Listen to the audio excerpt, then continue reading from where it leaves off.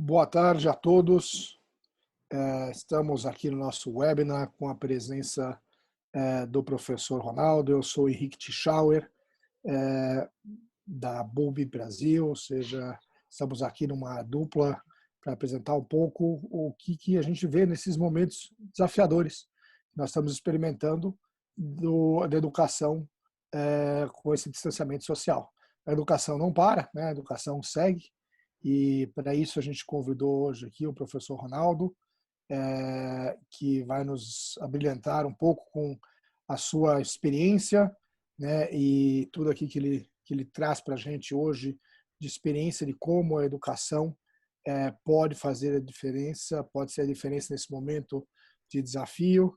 O professor Ronaldo tem uma larga experiência na área de educação. Ele é professor associado de artes pela Unicamp, ele é do Instituto de Geociências da Unicamp, onde orienta dissertações e tese na área de educação e tecnologia, consultor em tecnologia educacional em diferentes níveis de ensino, colaborador ad hoc de editora acadêmica, editor científico e revisor de periódicos. É associado à Sociedade Brasileira de Computação, a SBC, e a Associação Brasileira de Educação à Distância. Seja bem-vindo, professor Ronaldo.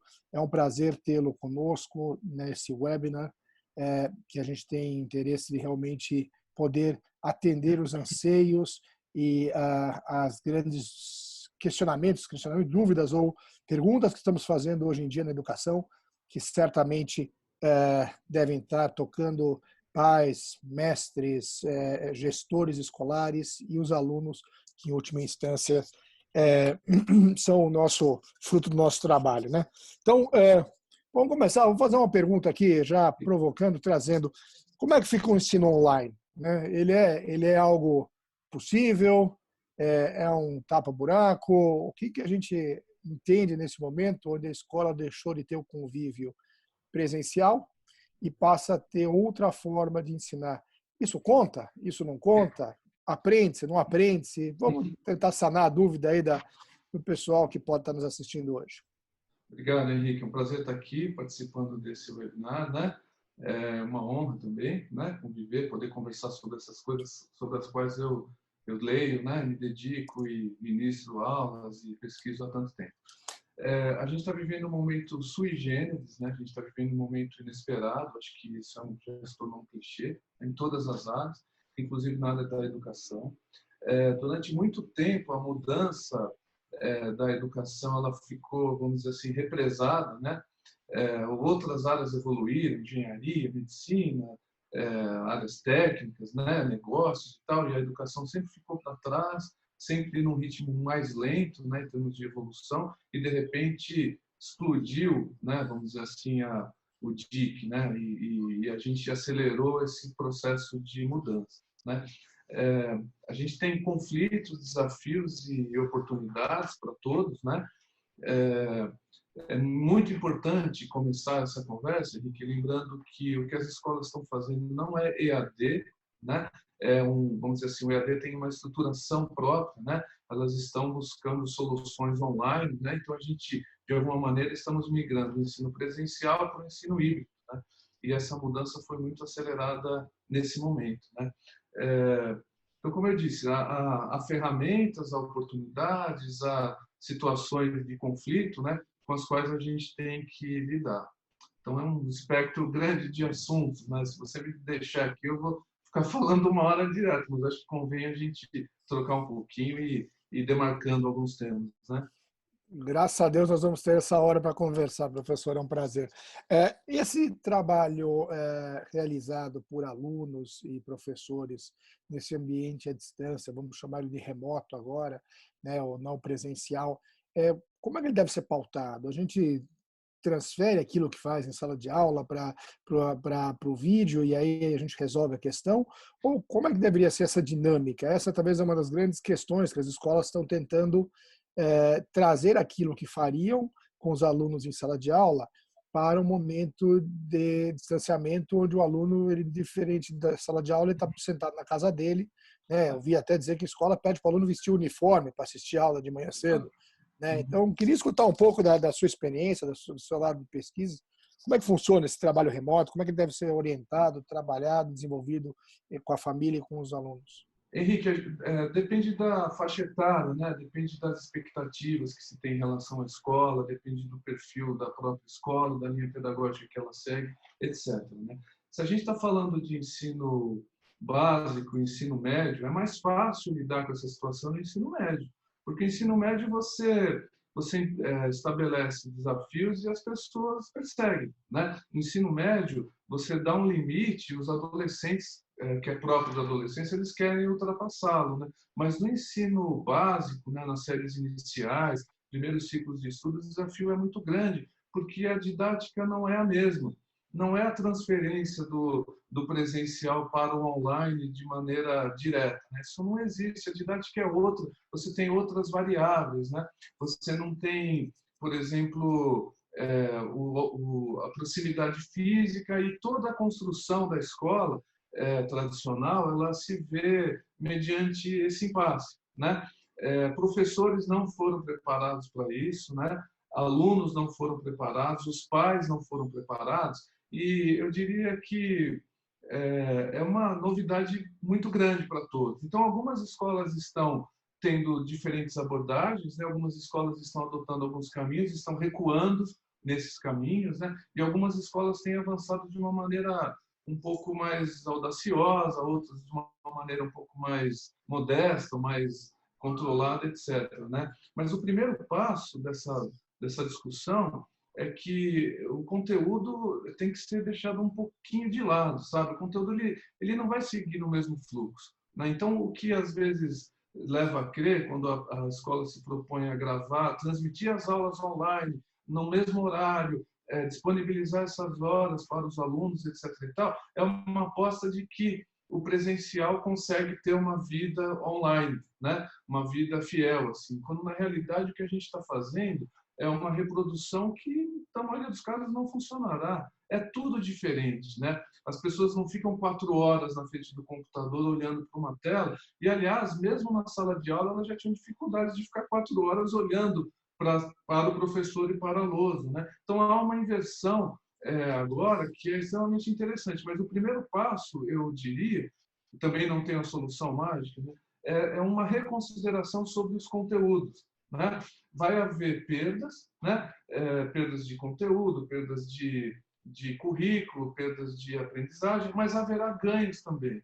Então, eu acho que apostar na mudança é algo, vamos dizer assim, mais promissor, né, do que uma mera repetição. As escolas que apostaram na reprodutibilidade, vamos dizer assim, do ensino online, já estão começando a desistir ou já desistiram, porque elas não têm infraestrutura para isso, como eu disse, né, as pessoas não estão preparadas, né? E estar à frente da câmera é muito diferente do que estar ao vivo. As crianças são as primeiras a perceber isso, sabe? A professora, muitas vezes não preparada, né? Ela busca essa convalidação, vamos dizer assim, mas de uma forma muito, vamos dizer assim, precipitada, né? Então, acho que esse é o primeiro passo, é considerar que haverá uma perda de conteúdo, né? Mas que haverá alguns ganhos. E esses ganhos podem ser muito significativos, sobretudo quando a gente voltar, né, desse afastamento. Acho que a escola, isso também tem sido dito com frequência, né? A escola sairá dessa experiência modificada. E essa modificação positiva é que deveria ser inspiração, né, para todos nós. Perfeito. Eu escuto o professor falar de ganhos e perdas. Se a gente pudesse elencar alguns ganhos que esses alunos vão ter nesse... E eu sei que são muito distintos, né? Um aluno no infantil, Fundo 1, tem uma característica, depois do Fundo 2 ele tem outro tipo de ganhos e coisas que ele vai aprender mais tarde. E no médio aí a gente tem outra demanda, nós temos aí um número gigante de disciplinas, uma necessidade de conteúdo muito denso, e é claro, aí o conteúdo ele tem alguns formatos distintos, né, de poder ser passado.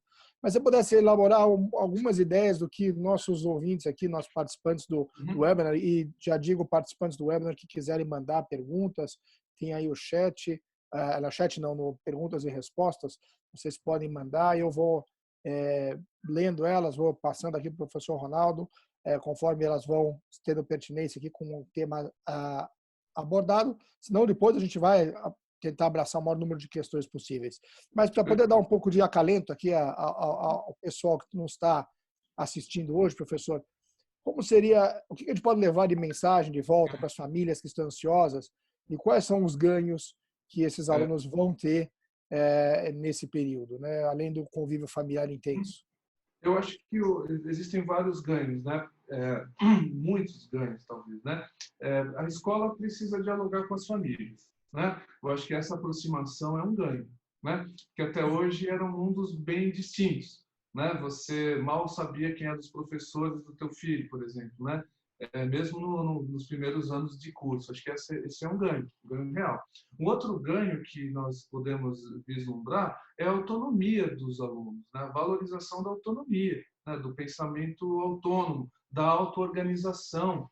São certas habilidades, Henrique, que nós nunca ensinamos aos alunos. Raramente a gente ensina os alunos a se auto-organizarem, né? A tomarem conta, vamos dizer assim, da vidinha deles, né? Agora, a situação força isso, e que é algo extremamente positivo. Um outro ganho também que eu percebo é que a gente, finalmente, né, vamos aprender a usar a internet para o aprendizado. Né? Finalmente, abrimos a caixa mágica, né, da internet, a arca perdida, né, da internet, e a colocamos em uso. Eu acho que isso é um ganho enorme. A gente não vai deixar de estar restrito à apostila, né? Ou a um conteúdo pré-definido, né? E passamos a usar todo o arsenal de recursos da internet. Então, esses são 3 ganhos, para mim, muito nítidos, né? Agora, a gente pode falar do ponto de vista do professor também, né? Qual que é o ganho que o professor conquistará a partir dessa crise que a gente vive, né? Eu acho que ele tem que falar sempre do professor, não é, Henrique? Bom, é evidente que a área de educação e o papel dos professores muda, como já estava mudando antes, né? Mas agora ele se acelera. Eu li outro dia, vi um gráfico e um material, né, um artigo, que dizia o seguinte: a área de educação é uma das áreas que, há um certo consenso, serão beneficiadas, né?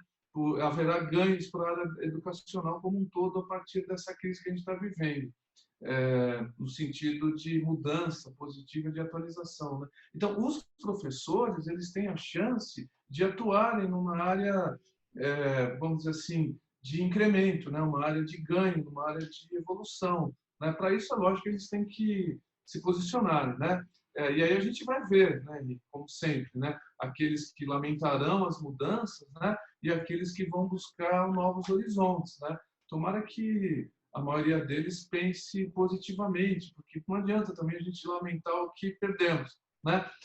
Pode ser que a gente perca o semestre, pode ser que a gente perca o ano, pode ser que todos passem, etc. e tal, né? Todos sejam aprovados, mas nada disso é o mais importante, né? Eu acho que o mais importante é que as pessoas aprendam, né? E que a gente consiga desenvolver habilidades que, de outra forma, seria muito mais lento o processo de aquisição ou de desenvolvimento. Então, entre elas, eu listaria autonomia e auto-organização por parte dos alunos, né?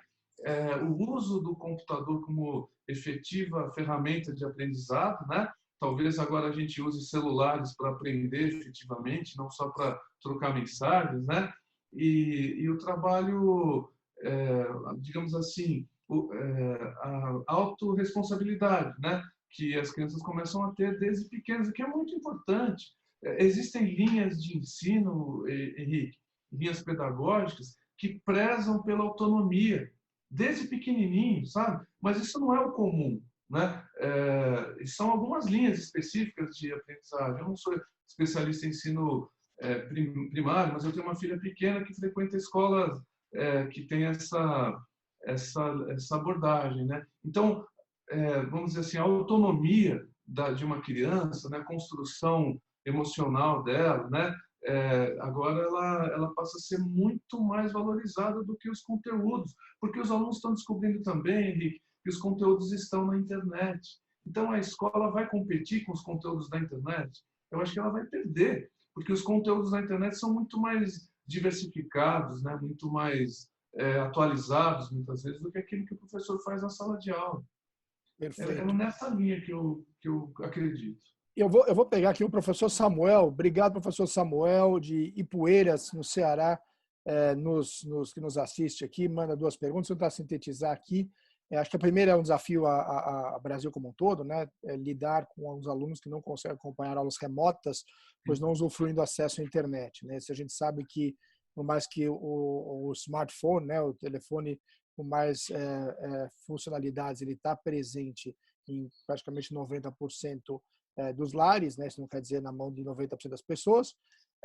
E existe o provedor de serviço. Então, existe uma questão de conectividade. Eu sei que o professor tem isso na pauta para falar um pouco sobre isso hoje. E aproveitar a segunda pergunta do professor Samuel também. Ele pergunta se, no caso do professor Ronaldo, se você observa a tendência de massificação da Web 4.0 na educação básica, se é viável ou não. Deixei aí duas perguntas, o acesso e a educação 4.0 do professor Samuel. Obrigado, professor Samuel, por participar aí de Ipueiras, do Ceará. Legal, obrigado, viu, Samuel? Prazer a gente poder conversar, né? Bom, a questão da infraestrutura sempre ela é crítica, né? Mas ela não pode ser determinante, né? A gente tem que encontrar configurações em que mesmo os alunos com pouca conectividade, né, tenham acesso a soluções. Isso, do contrário, a gente está usando a tecnologia para criar mais distâncias, né? Para criar mais conflitos e divergências e iniquidades, vamos dizer, né? Quando o papel da tecnologia deveria ser o de favorecer a sociedade, né? Então, eu acho que esse tema é fundamental. Sabe, assim, as aulas remotas, né? Elas dependem, o sucesso delas, de uma série de fatores, né? Mas é importante os professores encontrarem esses caminhos, né? E não esses caminhos virem absolutamente prontos para serem obedecidos. A escola, em geral, Samuel, você é educador, né, uma pessoa ligada à educação, ela tende a rechaçar as soluções que vêm de fora, sabe? E ela tende a valorizar soluções que brotam, né? Que podem vir de fora, mas elas precisam ser filtradas e desenvolvidas internamente. Então, isso é muito importante, as pessoas se reunirem e trabalharem com essas questões de conectividade, né?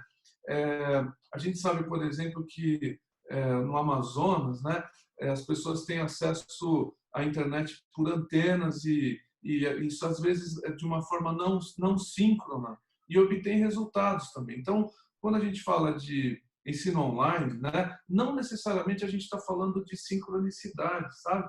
Aliás, isso é algo também que passa a ser questionado, Samuel. A gente pode aprender de forma assíncrona, né? A gente pode aprender tendo tempo para ler, pensar, escrever, etc. E a gente não precisa necessariamente interagir o tempo todo, né? Então, isso seria um certo alívio, né, para essa questão de não haver acesso universalizado. E ele não tem mesmo, viu, Samuel? Você vai para outros países, daí você caminha pelas cidades e tal, cidades importantes, capitais, etc. Você não tem internet aberta para todo mundo nas ruas, tá? Isso é um mito também que se criou, né? Então a gente tem que conviver com isso, a gente tem que lidar com essa situação de incerteza, vamos dizer, num certo sentido, né? Mas eu acho que há oportunidades da mesma forma. Sobre o que você fala de Web 4.0, eu vejo muita discussão sobre isso, né? A escola ela vai sofrer mudanças, a gente não sabe até que ponto elas acontecerão. A gente sabe que o que se ensina na escola hoje, ou as pessoas que estão na escola hoje, provavelmente habitarão outro mundo quando estiverem formadas, né?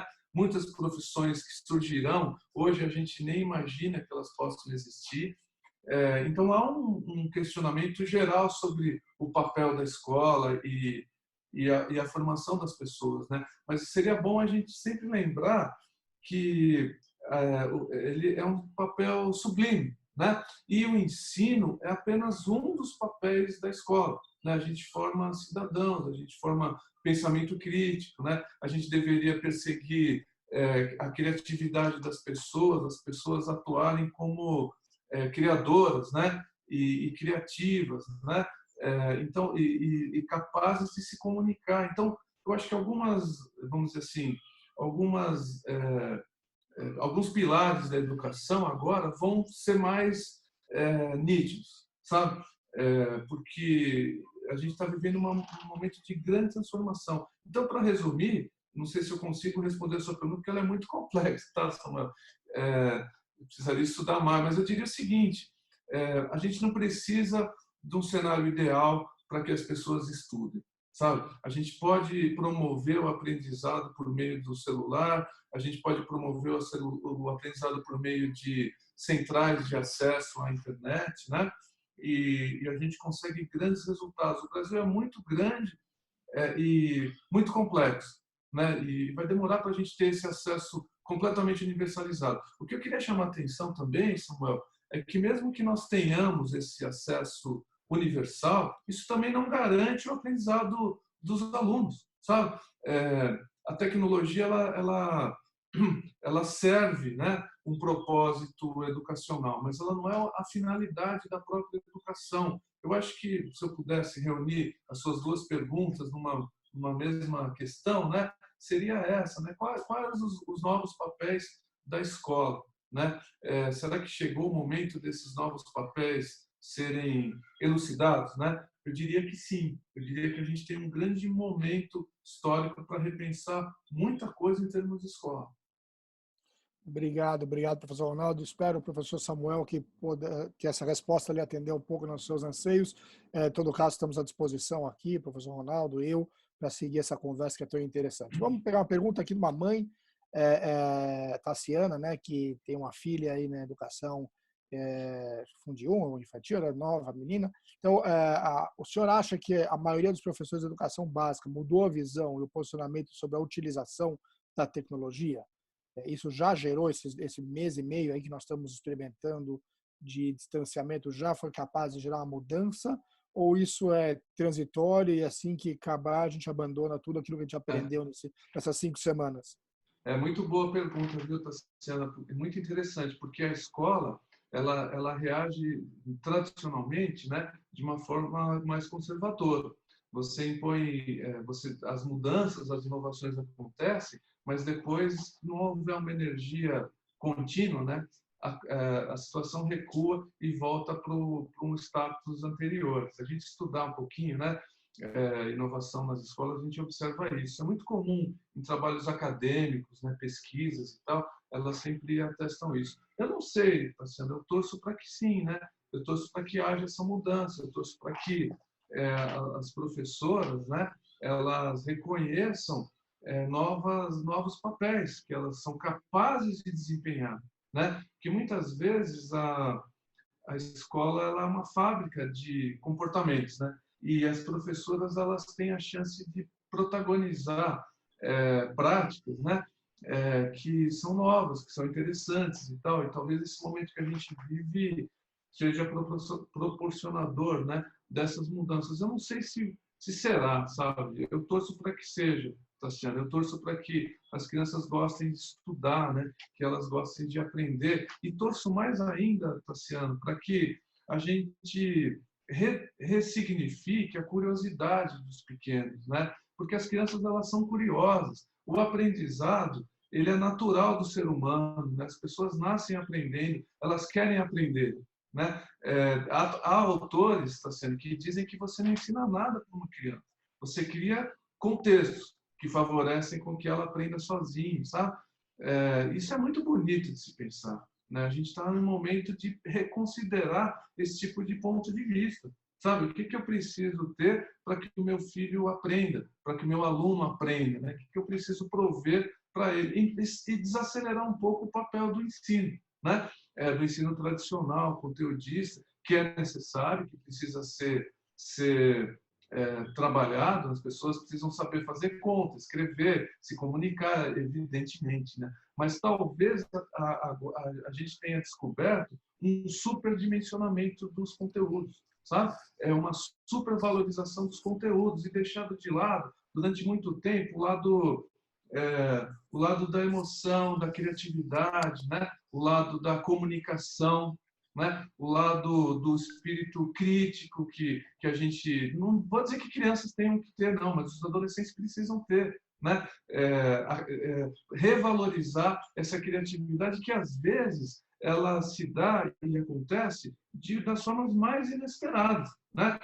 Uma criança não precisa, talvez, de tantos materiais didáticos e tantas atividades pedagógicas para que ela consiga aprender, né? Ela tem uma espontaneidade no aprendizado dela, que quem sabe a gente consiga reenxergar, né? A gente consiga revisitar e revalorizar. Eu, assim, tenho fé que isso possa acontecer. Alguns autores na área de educação sempre disseram isso, né? Que a gente dá aulas demais, que a gente ensina demais e que os alunos aprendem de menos, exatamente por esse motivo.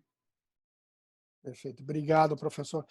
Aproveitando aqui um pouco essa linha, então, se eu me vejo numa escola e eu estou colocando aulas ao vivo para fazer isso, porque é o que eu sei fazer, eu estou tentando reproduzir algo que eu estou perdendo uma oportunidade aí de fazer algo diferente, de mudar. Como é que a gente pode orientar as escolas nesse sentido? Porque também tem, eu vou complementar a pergunta, porque também tem a experiência e a percepção do pai, né? Que a gente Claro, sabe que o pai fala, pô, mas como assim? Mandou fazer exercício A, B e C, não vai claro, dar aula? claro. Não vai ligar a câmera, meu filho não vai ficar sentado às 7 da manhã ao meio-dia Sim. assistindo?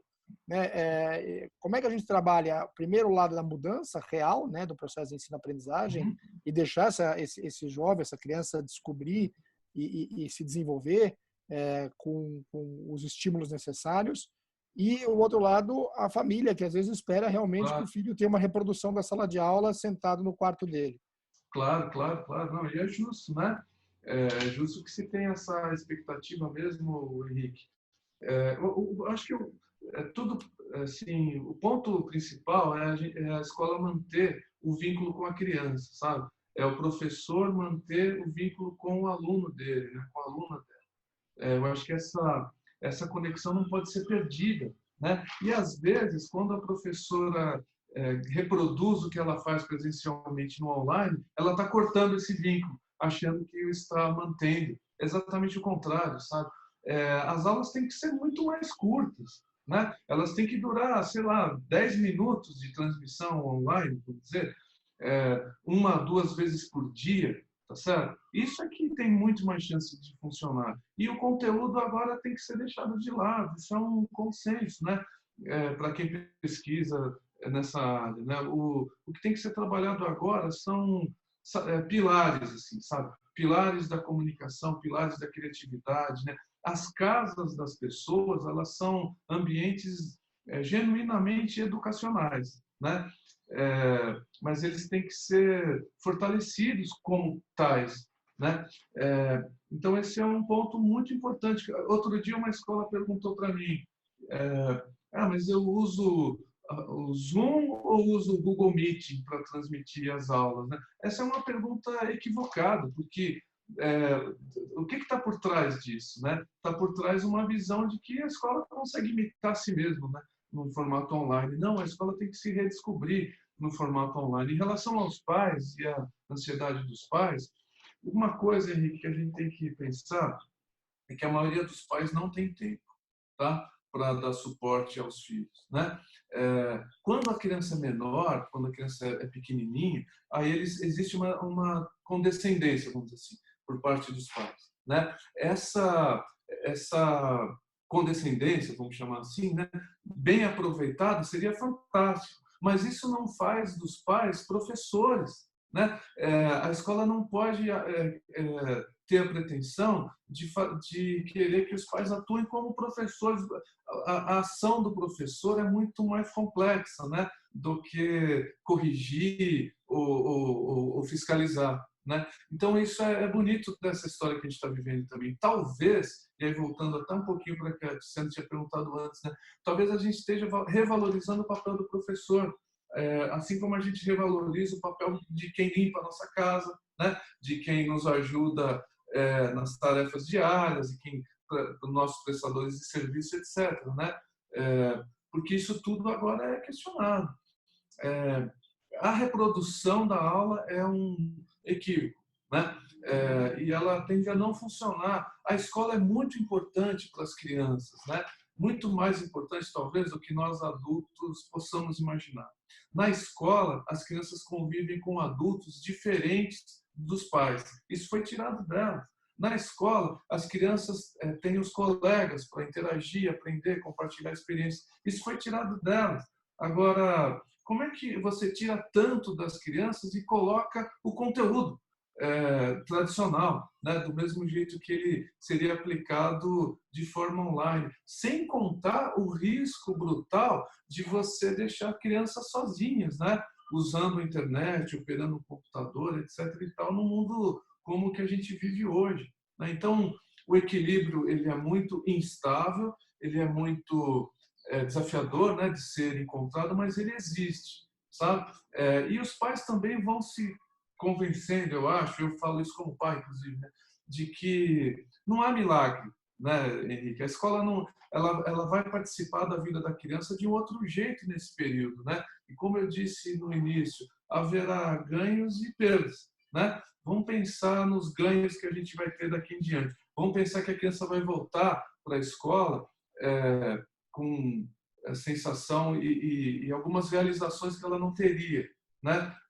Mas que o conteúdo, uma parte dele, tem que ser revisitado, retrabalhado e de uma outra maneira, né? Então a repercussão vai ser muito grande. Não sei se eu atingia Sim, a dúvida da pessoa, né? muito bem. Deixa eu aproveitar, acho que pescar um ponto aqui importante da sua fala, professor, é o papel do professor, né? Nós Sim, vamos, o professor precisa se ressignificar, isso é número um, e número dois, ele vai ter uma outra importância, eu acho, na sociedade, né? Era fácil deixar uma criança na porta da escola e buscá-la no final do exato. período de aulas e pouco saber do que acontecia em sala de aula. Eu brinco que já atuando no mercado de educação há muito tempo, para um pai de aluno de fundo 2 e médio ir para a escola do filho, tem que ser ou está muito atrasado nas mensalidades ou um atestado de óbito, né? Caso contrário, ele pede para a escola resolver o problema. Então, hoje o pai sente o que é a missão e o desafio da educação. E não é simplesmente jogar um conteúdo e falar se vira, tá aí e depois no final do mês eu passo aqui para tomar o seu conhecimento que você conseguiu absorver daquilo. E aí nesse sentido eu tenho aqui duas perguntas aqui. Eu vou pegar por ordem cronológica. Aí vem mais difícil, hein? A Márcia traz. Márcia, obrigado. Márcia Cristina Camargo traz uma pergunta aqui interessante. O senhor tem conhecimento sobre as aulas extracurriculares das escolas? Tivemos problema com a natação. As demais estão acontecendo de forma como é possível, né? Resolver o problema da natação. Aí eu acho que essa daí o professor vai responder mais rápido, porque a gente ainda não tem curso de natação à distância, né? Eu posso responder já? Claro, por É, favor.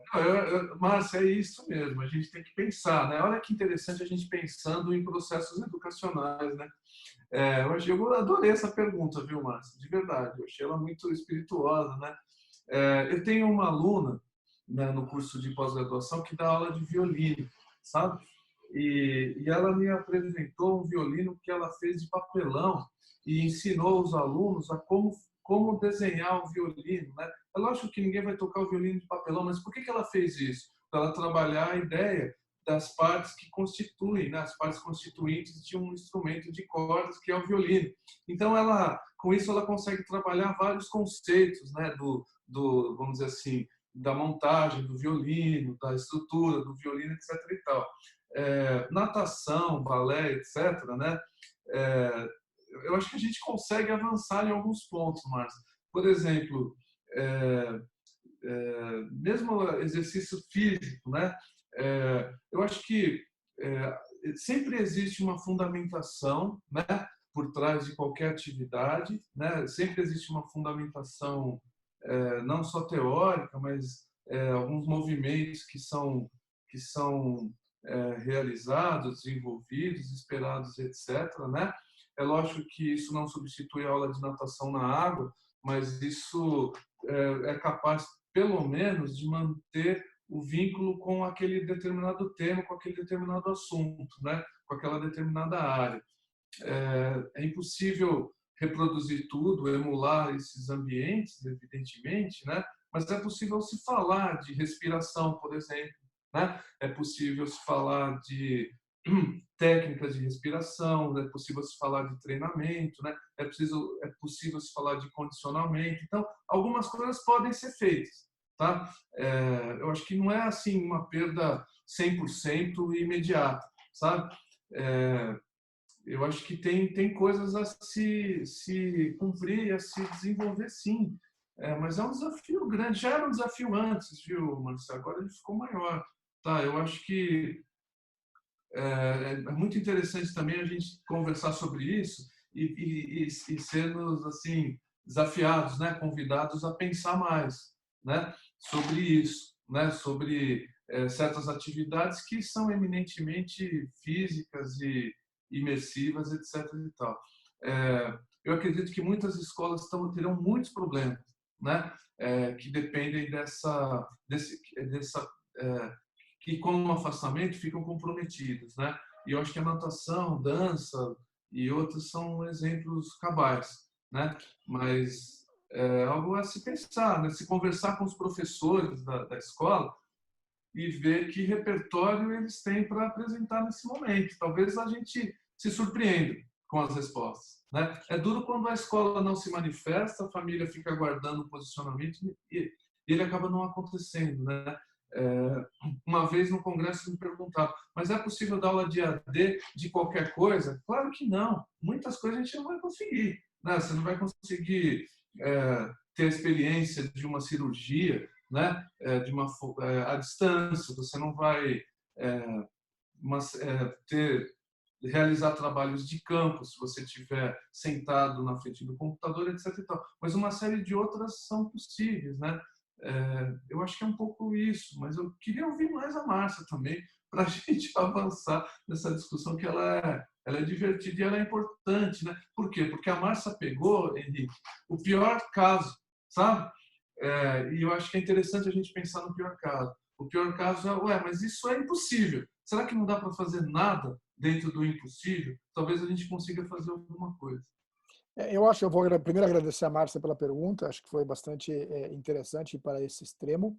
Eu tenho algumas outras perguntas que eu queria avançar aqui, mas eu acho que o mais importante da nossa conversa aqui, que fica com uma mensagem para quem está nos assistindo hoje, professor, não existe, vai ser sempre uma troca, um trade-off, né? Ou seja, nós sempre teremos ganhos e perdas nesse processo. Sim. Né? Não dá para manter tudo como era antes, e tampouco vamos deixar de ter alguma coisa agora e não ganhar outras coisas nesse processo de perdas e ganhos. Então, acho que a gente tem que viver uma nova situação. Não adianta a gente tentar chorar pelo leite derramado, porque esse já não volta mais.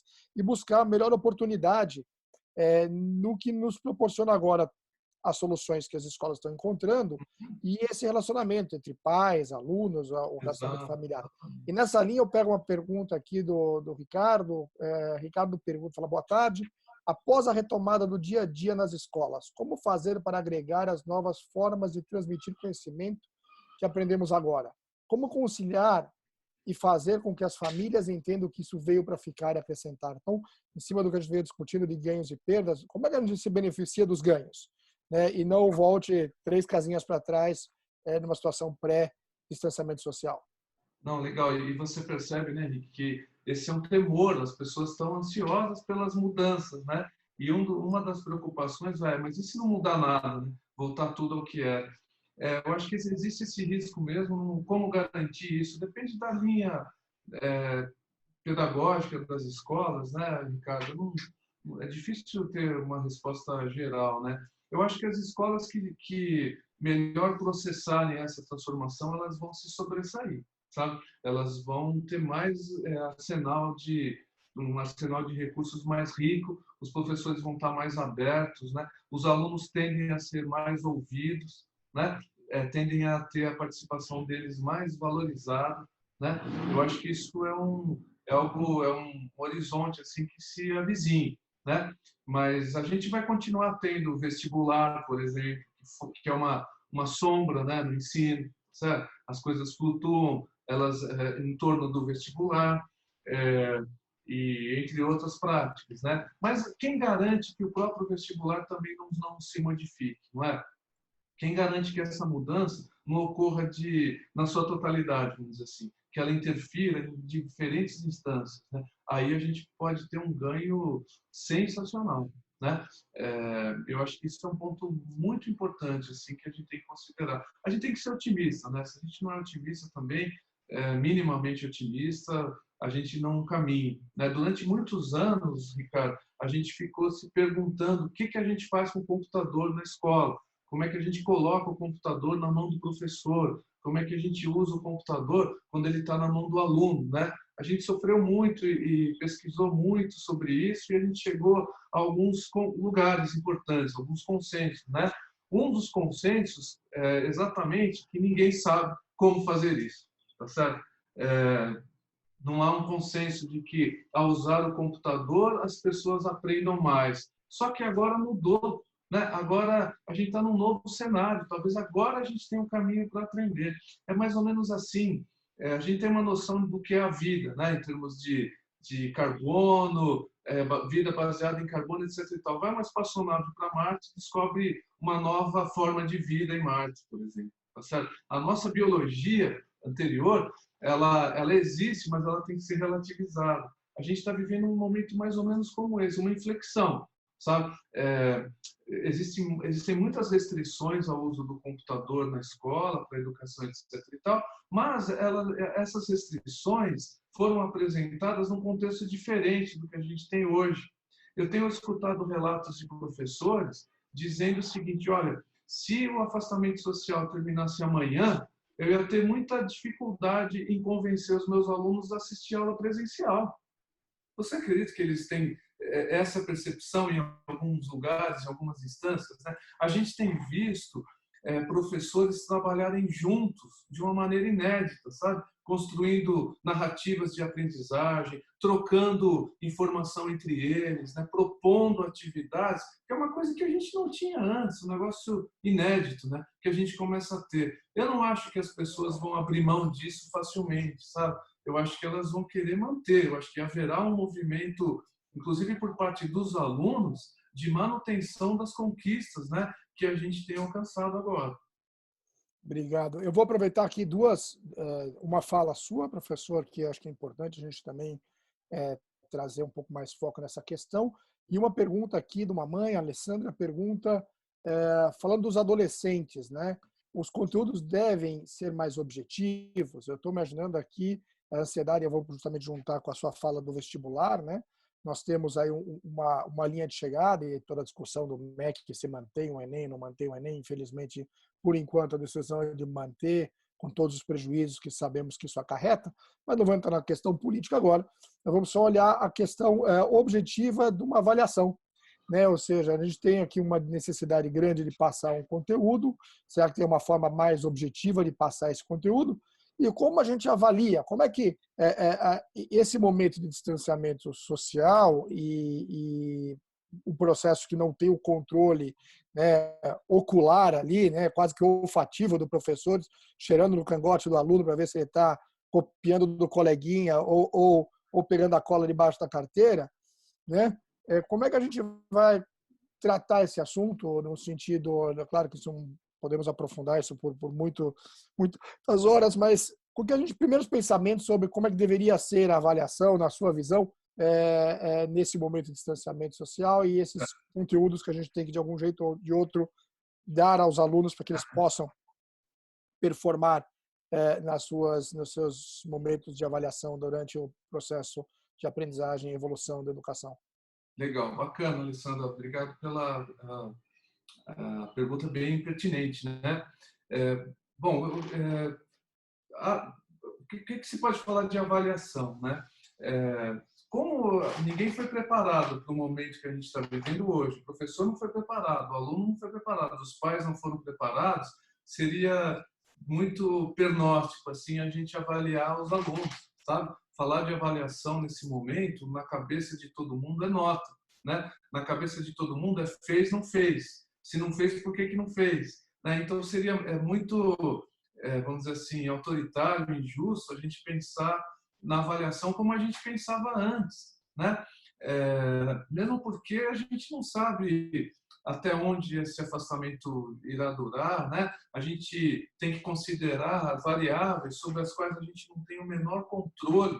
A gente não sabe como são as casas das pessoas, Alessandra. A gente tem uma ideia das famílias, né? Mas a família ideal, ela não existe, né? Ela só existe na nossa cabeça. Assim. Todas as famílias estão com problemas, ou quase a grande maioria delas, né?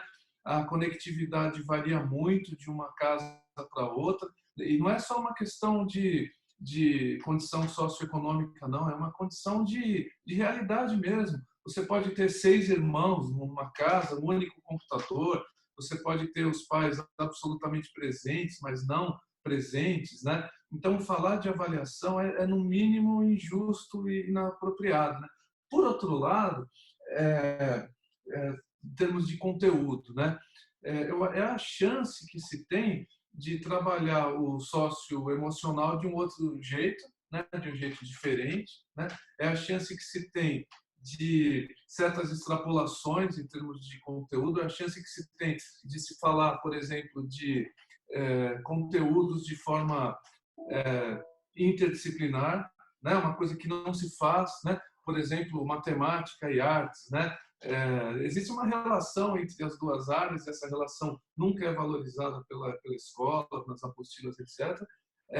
Existem relações entre língua portuguesa, ou literatura e geografia, ou mesmo matemática, né, que não são valorizadas, né, tradicionalmente não se dá muita atenção a elas. Né? Isso tudo pode ser retomado. Eu acho que depende muito, né? O autodidatismo ele vai ser cada vez mais importante no mundo que a gente vive, né? Isso é um choque de realidade que a gente está vivendo agora. As pessoas antigamente as pessoas se formavam e ganhavam um anel, não é isso? Na época dos meus pais, dos meus avós, tinha um anel de advogado, um anel de médico.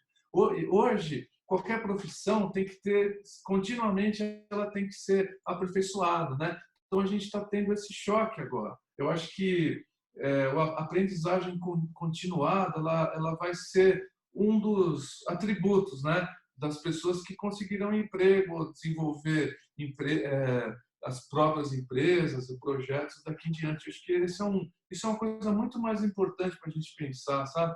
E tem um lado emocional, né, das pessoas, não é, Alessandra? A gente está vivendo um trauma, né? E esse trauma ele não passa, porque quando ele termina começa o pós-trauma. Né? Então a gente pensar em conteúdos agora na maneira anterior, é um risco muito grande. Dá para se trabalhar de outras formas, de outras maneiras, né? Fazendo novas interrelações entre os saberes, né? E os bons professores são capazes disso. Os bons professores conseguem enxergar a física na cozinha da casa das pessoas, a química na forma como o alimento é preparado, né? A biologia na forma como ele é armazenado e assim por diante. É uma grande oportunidade de se repensar a aplicação dos conteúdos, sabe? Mas é lógico, né? Como eu disse lá no comecinho da nossa conversa, depende da faixa etária, depende do nível das casas, né? Depende se trata de adolescentes é mais fácil. O adolescente muitos adolescentes, né? Eu imagino eu assim, eles têm essa coisa interiorizada neles, assim, de querer se superar, tá certo? Só que eles precisam ter um contexto também, eles precisam ter o desafio, né? Estudar pura e simplesmente como ele fazia antes não funciona. Esperar que um adolescente acorde às 8 da manhã e estude até às 10 da noite, 3 vezes mais do que ele estudaria se não houvesse essa crise que a gente está vivendo, digamos assim, um ideal que não existe. Né? A gente tem outras variáveis importantes para lidar, né, com os adolescentes, eu acho, nesse momento. O conteúdo é um deles, ninguém sabe como vai ficar. Eu tenho lido sobre reações à crise no campo educacional em diferentes países. Né? E alguns países já falam abertamente em universal pass, né? Todos passarem, todos serem aprovados. Né? Então, o importante seria essa aproximação com os filhos, essa aproximação com o saber, essa aproximação com novas formas de aprendizado, né? essas novas experiências que a gente pode ter, não só individualmente, né, mas inclusive em grupo. Estudar, os adolescentes são capazes de estudar em grupo agora de uma maneira surpreendente, né? Eles têm muito a ensinar, inclusive aos pais nesse mesmo sentido. Perfeito. Obrigado, professor. Obrigado, Alessandra, pela sua pergunta. É, se alguém tiver mais uma pergunta aqui, a gente pode atender, senão eu sigo aqui com as minhas questões.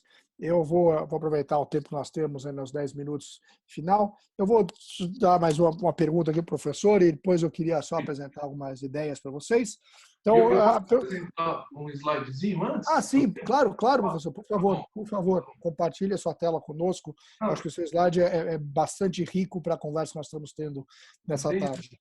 legal. Pessoal, eu gostaria de compartilhar com vocês, isso engloba a Tassiana, Samuel, né, o Ricardo, a Alessandra e outras pessoas que estão participando com a gente, de um gráfico que eu criei, um pouco incomodado com a ideia de que os pais estão disponíveis, a internet pode resolver os problemas e tal. Eu não acredito nisso. Eu queria compartilhar com vocês a seguinte ideia, né? Existem realidades em que os pais estão pouco disponíveis e as casas têm pouco acesso à internet. Isso pode ser resolvido, tá, pessoal? Isso aqui não é o fim do mundo. Por exemplo, por meio de leituras, né? Pode ser um momento de investir em leituras nesse sentido, né? Existe uma possibilidade em que os pais estão pouco disponíveis, mas a internet, o acesso a ela é abundante. Isso significa oportunidade para se trabalhar a autonomia do aluno, né, de um jeito inédito, assim, e assim sucessivamente, né? Então, esse gráfico que combina a disponibilidade dos pais com conectividade em casa, ele convida a gente a pensar diferentes alternativas, né? De que as casas não são as mesmas, as famílias não são iguais, né? E que a gente precisa ter abertura mental quando a gente cobra as escolas e quando a gente produz atividades para os nossos alunos, tá bom? Queria chamar a atenção também a oportunidade que as escolas têm de prosperar atividades interdisciplinares, né? E que, embora isso represente alguns riscos, no sentido de onde os alunos publicam os resultados, né? Aonde a escola armazena os projetos que ela propõe, etc. Né? Isso tudo, vamos dizer assim, são problemas bons, né? São problemas que podem produzir um ganho na escola, no sentido, inclusive, de valorização das próprias atividades que ela empreende. Tá bom? Então, de um lado é isso, né? Pensar em diferentes cenários, do outro valorizar trabalhos novos. Os pais precisariam, acredito eu, né? Apostar e confiar no potencial dos professores e esses no potencial dos alunos, sem saturar os pais com mais compromissos. Tá bom? Obrigado, professor. Deixa eu aproveitar aqui, nós tivemos muita interação no chat, eu estava aqui acompanhando mais as perguntas, tenho a agradecer aqui a Márcia Cristina, a Conceição, estou vendo realmente considerações importantes. Nós vamos capturar tudo isso e vamos encaminhar vocês uma resposta para quem a gente não conseguiu atender pelo webinar, né? Então, tem algumas perguntas que nós vamos encaminhar ao professor e para que ele possa também dar a sua opinião sobre os temas tratados aqui. Eu vejo uma última questão entrando aqui. Cláudio Barbosa está aqui agradecendo a participação e parabéns pela exposição das ideias. Obrigado, Cláudio, pela sua participação aqui conosco. Já indo para a parte de encerramento do nossa conversa aqui, eu com essa questão queria apresentar para vocês um pouco do que nós estamos fazendo, né? Então, quando trazemos o professor Ronaldo e um time grande de especialistas na área, é porque acreditamos nas necessidades momentâneas e para a nova educação, né? Momentânea, porque as escolas estão despertando por isso agora, mas isso não é uma solução temporária, mas sim é uma ideia do que pode ser educação para o futuro, né? Apresentar para vocês o conceito de portfólio digital, né? Quando a gente pensa num portfólio digital, pensa num ambiente onde o aluno consegue documentar o seu aprendizado, o seu progresso, um ambiente onde eu tenho a oportunidade de ver esse aluno avançando e se desafiando a ele mesmo, com autonomia, com produção de conteúdo original, né? Então, muitas escolas se veem pressionadas em e encher a caixa de e-mail ou o espaço virtual de aprendizagem do aluno com um monte de conteúdo e texto para ler, e vídeos e videoaulas e atividades, quando, na verdade, como o professor Ronaldo bem trouxe, nós temos que despertar o interesse pelo aprendizado, né? Muitos dos nossos alunos vão aprender muito mais se eles se tornarem autodidatas, no sentido de buscar o conhecimento, despertar a sua curiosidade, trazer à tona todo o seu potencial de produção original, né? Porque, mais uma vez, ter um conteúdo copiado do que foi passado em sala de aula ainda não produzir nada original, né? Não conseguir desenvolver pensamento crítico que esse aluno tem. Então, nós acreditamos em metodologias que permitam essa mudança, que proporcionem às escolas oportunidades de trabalhar com seus alunos, visando esse mundo desconhecido. O Ronaldo trouxe aí um dado no começo da nossa fala, né? E eu tenho um pouco mais de estudo sobre isso, é uma área que eu tenho me aprofundado. Tem um estudo publicado pela Dell Technologies que diz que em 2030, ou seja, daqui a praticamente 9 anos, né, 17 de cada 20 profissões que existirão em 2030 não existem hoje, né? Então, significa que todos os nossos alunos do infantil, do Fundo 1 e grande parte dos alunos do Fundo 2 vão ser afetados por isso. Talvez alguns do médio não, né? Mas todos os demais vão estar ou ingressando no ensino superior, ou vão ter concluído seus estudos na educação básica, ou ingressando no ensino superior, e poucos deles estariam já no mercado de trabalho. É um mercado de trabalho que não existe, né? Nós estamos vendo agora recentemente o boom de webinars e lives, né? Alguém vai ter que fazer gestão de conteúdo, gestão de programação. Imagina que se há 3 meses atrás, não precisa nem muito mais tempo, 3 meses atrás alguém fala assim, eu vou ser curador de conteúdo de lives, essa vai ser minha profissão, né? Provavelmente você está louco, você vai morrer de fome. Hoje, como estamos sendo bombardeados com lives e webinars, talvez já tenha. Ou, vamos mais além, eu vou ser controlador de drone civil, né? Partindo do princípio de que se todo mundo começar a entregar delivery, nós percebemos que as entregas a domicílio vão permanecer em alta, porque as pessoas entraram, ingressaram realmente forçadamente nesse mercado. Alguém vai ter que controlar esse espaço aéreo, né? Se tudo for entregue por drone no futuro, para evitar qualquer contato humano.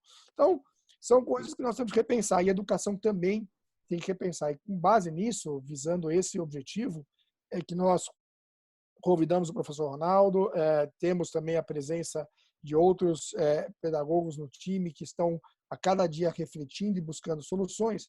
E uma das soluções que a gente tem implementado em muitas escolas e tem auxiliado nesse processo da transformação da educação, né, é um portfólio digital. Eu vou apresentar para vocês um vídeo curto e com isso encerro a minha fala. Deixo aí as considerações finais do professor Ronaldo, a gente possa dar a sequência. Eu dividi com vocês minha tela. Vou deixar aqui essa daqui, vamos lá. Eu vou dar um play aqui no vídeo, espero que vocês possam ter o áudio com vocês.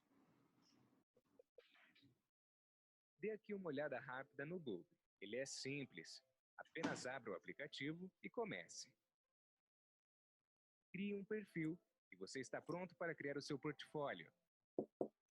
Crie uma página, comece a desenvolver uma tarefa ou projeto. Se você é um professor, crie uma página e use-a como template, explicar o assunto ou criar um plano de aula.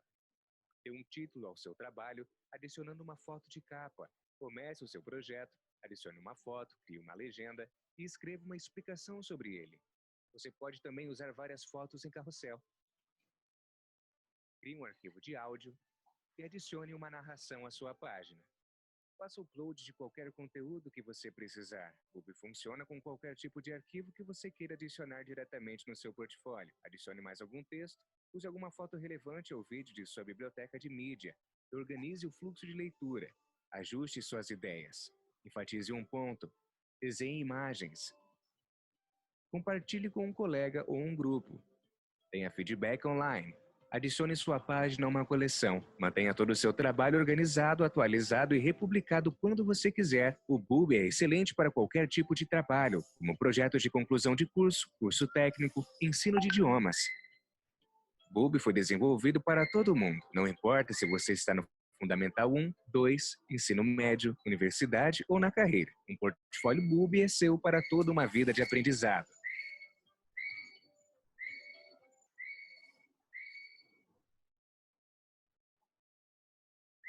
Perfeito. Era uma mensagem só curta. Professor, deixo você com as palavras finais para agradecer. Enfim. Mas não acho feio esse gráfico, não. Entrou algum outro áudio aqui maluco na minha tela. Vamos lá, desculpa, perdão. Professor, considerações? Você tem duas perguntas aqui no Q&A ainda. Ronaldo, gráfico Plus Delta, obrigado pela sua conversa. Da Maria Elvira. A Maria Elvira traz no tablet, não roda vídeos, é uma colocação aqui da Maria Elvira. Maria Elvira, por benefício de tempo, a gente vai ter que só responder depois, mais tarde, diretamente aos participantes. Professor Ronaldo, últimas considerações para a gente poder encerrar aqui e agradecer. Eu já agradeço a todos de antemão pela presença. Obrigado, Henrique. Eu agradeço aí a todos, né? Ricardo, Samuel, Alessandra, fui anotando os nomes aqui, né? Cláudio, Márcia, etc., né? Eu acho que, para finalizar, eu queria dar só um comentário que é o seguinte, né?